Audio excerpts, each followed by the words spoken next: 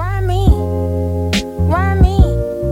'Cause I know you got plenty of options. So why me? Why me? 'Cause I know I'm never good for nobody. Bonjour à toutes et à tous, bienvenue sur cette nouvelle vidéo sur la chaîne. Vidéo sur les finals NBA, ça fait très longtemps qu'on n'a pas parlé de basket. La dernière fois qu'on a parlé de basket c'était pour le trade de Luka Doncic. Et avant ça c'était il y a 5 ans pour la NBA Bubble, les finals de 2020 je crois. On est en 2026, 6 ans plus tard, on reparle de playoffs parce que j'ai regardé ces playoffs, j'ai beaucoup suivi San Antonio, j'ai pas mal suivi New York. Et là je viens de me faire, si j'ai des cernes c'est normal, les deux matchs de finals et New York mène 2-0. J'ai pris énormément de notes parce qu'il se passait des trucs de fou pendant les matchs. C'est assez incroyable ce qui se passe. Le contexte, pour ceux qui connaissent pas la NBA, deux conférences, la conférence Est, la conférence Ouest. Le meilleur de chaque conférence est tout simplement qualifié pour les finales. Et cette année, on a eu les Spurs de San Antonio avec Victor Wembanyama, le français. Et de l'autre côté, New York à l'Est avec Jalen Brunson, Karl Anthony Towns, etc. Donc je m'attendais vraiment à énormément de choses, mais pas que New York mène 2-0. Deux premiers matchs à San Antonio, 2-0 pour les Knicks. C'était des matchs de fou. Le premier match, comment dirais-je, New York a eu très peu de réussite au shoot. New York a très mal shooté. Pour exemple, Jalen Brunson a pris 30 shoots pour 31 points je crois. Wembanyama n'était pas forcément dans son match. Pourquoi ? Parce qu'il y a un mec en face, il y a Karl Anthony Towns qui réalise des finals pour l'instant exceptionnels. Pour moi c'est lui le MVP des finales pour l'instant. Avec un super Jalen Brunson, même si des fois il est un peu maladroit sur son shoot. De super role player à New York. Qu'est-ce qui s'est passé ? Dans le game 1, les Spurs se sont fait très peur parce que tu commences un match où tu es donné favori. Dans les deux premiers matchs, les bookmakers donnaient les Spurs favoris. New York a réussi à inverser la tendance dès les deux premiers matchs des finals. Les Spurs ont des super joueurs, ils sont très jeunes. Je crois que c'est 22 ou 23 ans l'âge moyen. Et de là où vient cette équipe, l'année dernière je crois qu'ils n'étaient pas en playoff, ils font un run exceptionnel. Ils ont sorti le champion en titre, OKC, dans une série en 7 matchs, c'était absolument exceptionnel. Je me suis régalé. Et quand on a vu en fait ces Spurs en finale de conférence contre OKC, on s'est dit ils vont être inarrêtables. On va rien pouvoir faire contre ces Spurs. Cependant, il y avait un meurtrier silencieux à l'Est. Il y avait New York qui, je crois, est sur une série de 13 matchs de suite sans défaite. 13 matchs de suite en playoff, les mecs n'ont pas perdu depuis le mois d'avril. C'est vous dire la confiance qu'ils ont. Ils ont sweepé les Cavs, ils ont mis plusieurs fois des 4-0. Je crois qu'ils ont perdu que 2 matchs dans cette série de playoffs. Dans cette saison de playoffs, c'est exceptionnel. Ce qui est en train de se passer à l'Est et à l'Ouest, c'est exceptionnel et ça nous donne une finale incroyable.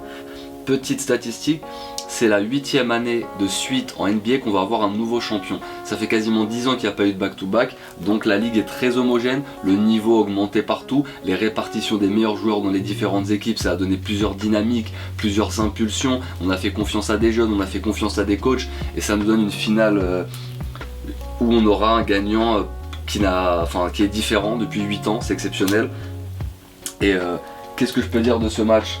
Vraiment, j'ai noté énormément de choses parce que déjà Wemby, on va commencer par Wemby. Wemby est un joueur très émotionnel. On l'a vu à la finale de conférence quand il a gagné le titre à l'Ouest. Et là en finals, après le premier match et après le deuxième match, c'est une boule émotionnelle. On le connaît pas, on pensait que c'était quelqu'un de froid, de clinique. Il a énormément d'émotions. Moi j'aime beaucoup. Dans son jeu, c'est unique.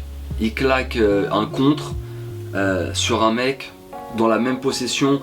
Il t'enchaîne un 3 points, ça fait ficelle. Le mec mesure plus de 2,20 m, impossible à défendre. C'est impressionnant. Mais il n'est pas seul. Wemby n'est pas seul, c'est pas juste Wemby qui met 45 pions, l'équipe gagne, bravo. Il y a des joueurs exceptionnels. Stephen Castle qui est je crois le meneur ou il est garde, il doit être 1 ou 2, Devin Vassell qui est très très fort aussi, De'Aaron Fox, Champagny qui est un très gros artilleur à 3 points. Bon, le game 1, Champagny a fait énormément de bien aux Spurs, mais malgré ça, ça n'a pas suffi. C'est ça qui est fou, c'est que les Spurs font de gros efforts, mais on a un sentiment d'inachevé, parce que c'est New York qui gagne à la fin dans ces 2 premiers matchs, et c'est ça qui est impressionnant. Du côté de New York, on a énormément de joueurs intéressants.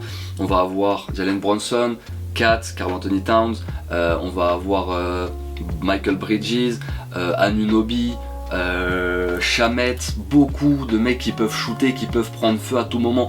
Et autant dans le game 1 ça s'est pas senti, mais dans le game 2, quand New York commence à rentrer ses shoots, les Spurs n'ont pas énormément de réponses. On doit trouver des schémas, des tactiques un peu plus poussés, parce que New York ne fait pas des matchs exceptionnels non plus. C'est juste de la grinta, de l'envie et des mecs qui savent shooter. Quand ça rentre, c'est parfait, mais à la fin... on switch un peu les matchs, hein. Je parle du match 1, du match 2, mais c'est pour que vous vous rendiez de l'ambiance qui se passe. Dans le deuxième match qui s'est passé cette nuit, il y a un moment où New York est devant au début du 3e quart-temps. 4e quart-temps, il y a un run des Spurs qui mettent un 14-0. Donc pendant je sais pas combien de temps, il n'y a que des points pour les Spurs qui leur permettent de revenir dans le match. Et c'est ça en fait cette tension, c'est que les Spurs peuvent revenir, peuvent prendre feu. On l'a déjà vu contre OKC, mais peu importe le scénario, pour l'instant, New York gagne le match. Peu importe ce qui se passe à l'intérieur, des problèmes de faute, des arbitres et des calls qui sont un peu discutables, notamment sur De'Aaron Fox à un moment qui fait une espèce de reprise de dribble marché, des fautes où les Spurs étaient un peu avantagés, c'est ce que j'ai l'impression. Des fautes techniques, par exemple, il y a un moment où Robinson pousse un peu Wembanyama, il prend une faute technique, donc un lancer pour les Spurs.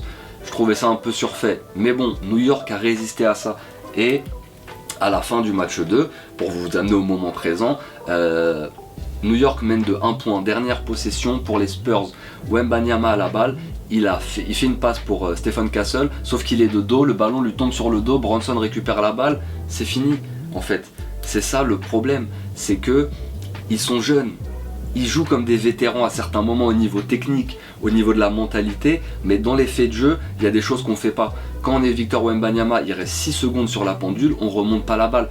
Peut-être on se prépare pour un shoot, peut-être, mais ça voudrait dire qu'en 6 secondes, il aurait eu le temps de récupérer la balle, de monter. C'est pas non plus une flèche, hein, il est rapide pour sa taille, mais c'est pas De'Aaron Fox.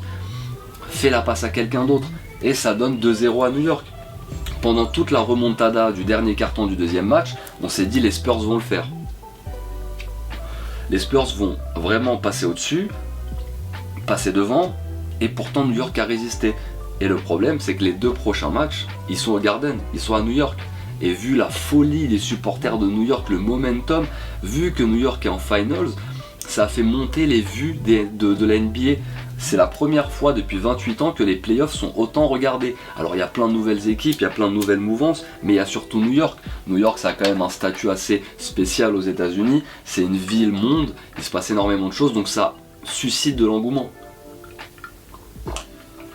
Mais au niveau du basket réel, on se régale parce que la tension, elle est impressionnante. Les attentes sur les Spurs sont énormes. C'est une équipe qui, peu importe si elle gagne le titre ou elle ne gagne pas le titre, déjà si elle gagne le titre, ça voudra dire qu'il faut remonter un 2-0. Donc si les Spurs gagnent cette série en ayant été menés 2-0, c'est exceptionnel. Je ne sais pas si ça a déjà été fait dans l'histoire de la NBA, mais leur parcours est déjà incroyable. Encore une fois, 23 ans de moyenne d'âge, ils sont en finals. On a des jeunes qui vont devenir exceptionnels, Victor Wembanyama en tête de liste, mais il y a aussi Stephen Castle, Devin Vassell, je ne sais pas il a quel âge, De'Aaron Fox qui est limite un vétéran, mais je ne sais même pas s'il a plus de 30 ans. Harrison Barnes qui rentre un petit peu pour ramener justement cette mentalité de vétéran pour calmer à certains moments, mais j'ai l'impression que la profondeur de banc est meilleure du côté des Knicks. Ça n'enlève rien au parcours des Spurs, peu importe ce qui se passe encore une fois dans cette série, les Spurs ont fait un parcours de play-off exceptionnel. Pour un premier run de play-off, c'est limite du jamais vu pour une équipe aussi jeune. Et ça donne le ton pour les prochaines années. Mais ce qu'est en train de faire New York, il ne faut pas minimiser. On a été tellement omnibulé par la finale de conférence OKC, le champion en titre contre les Spurs en 7 matchs, qu'on a oublié qu'à l'Est, il y avait quelqu'un qui est en train de gagner des 4-0. S'ils sont là, c'est pas par hasard. l'équipe, l'alchimie qu'il y a dans cette équipe de New York, elle fait peut-être pas aussi rêver que des équipes à l'ouest, mais ça gagne. Et ça gagne avec plusieurs scénarios différents. Ils ont eu contre les Cavs un moment où ils étaient menés de 20 points dans le troisième quart-temps. Ils ont réussi à revenir. Leur pourcentage de chance statistique à ce moment du match était de 0,1%. Donc quand tu transformes 0,1% de chance en réalité, c'est un niveau incroyable, c'est surréaliste. Donc je pense que New York a des arguments pour aller chercher ce titre. Ça pourra très mal vieillir dans les jours à venir, mais si je vous fais cette vidéo, c'est vraiment pour vous donner la mouvance des deux premiers matchs. Et évidemment on fera une vidéo, je pense, à la fin de ces finals pour parler un petit peu plus en détail du champion en titre. Mais là, juste pour vous parler des matchs, il s'est passé quelque chose d'assez impressionnant. Champagny par exemple à 3 points qui était chaud sur le match 1, sur le match 2 il a mis que 8 points, ça a un peu desservi les Spurs. Dylan Harper, un rookie qui ramène énormément d'énergie, énormément de vitesse, c'est très bon, mais New York a su résister à ça, parce que Bronson au premier match il rate énormément de shoots, Josh Hart premier match 15 rebonds, donc il y a des role players, deuxième match il met 0 points, il est vraiment là pour l'intensité, et Karl Anthony Towns pour moi en MVP, en général pour l'instant de New York. Anunoby à 3 points très précieux, et en plus il peut défendre sur Wemby dans pas mal de situations. Bridges qui met 20 points sur le game 2, Shamet, c'est solide à New York. Ils jouent comme des champions. New York joue comme des champions. Et jouer comme des champions, c'est prendre les matchs au bon moment. Il y a déjà 2-0 dans la série. Les deux premiers matchs sont au Madison Square Garden à New York. L'ambiance va être électrique. D'ailleurs, dans la salle, chez les Spurs, il y avait énormément de fans de New York. C'était très marrant. On avait l'impression que c'était moitié-moitié. Pourtant, c'est un match qui était censé être à domicile pour San Antonio. Donc, série très intéressante. Au niveau de l'intensité, au niveau du niveau de jeu, on voit des choses exceptionnelles. On est en Finals NBA, c'est la crème de la crème. Et quand on se retrouve avec un groupe de mecs, que ce soit les Spurs, très jeunes, très prometteurs, énormément de potentiel, ou les Knicks, avec un peu plus de bouteilles, des chemins un peu différents. Quand on voit le duel entre Karl Anthony Towns et Victor Wembanyama, ça raconte deux histoires différentes. On a Kat, qui est un mec qui est passé, je crois, par Minnesota, qui a été tradé, ça a été un peu plus compliqué. Wembanyama, c'est la star en devenir, meilleur défenseur de l'année. Et là, le meilleur défenseur de l'année, est-ce qu'il défend excellemment bien? Il est bon dans les contres, mais j'ai l'impression qu'il manque quelque chose à Wemby. Peut-être c'est l'expérience, peut-être c'est le bagage émotionnel qui lui permet de surmonter cette pression et ce stress. Il a 22 ans et il est en Finals NBA. Donc ok, on lui demande quelque chose, mais il faut donner du crédit à ces joueurs-là, ils sont encore très jeunes. Towns fait des matchs de vétérans, dans le sens où tous les petits trucs, il y pense. Tous les petits gestes à faire, même si des fois il prend des fautes un peu bêtes. Encore une fois, on va revenir sur les arbitres, parce que les fautes que prend Karl Anthony Towns, il y en a certaines, c'est très très léger. Et ça peut tomber dans l'interprétation comme un avantage pour les Spurs. Et on n'a pas envie de ça en Finals NBA.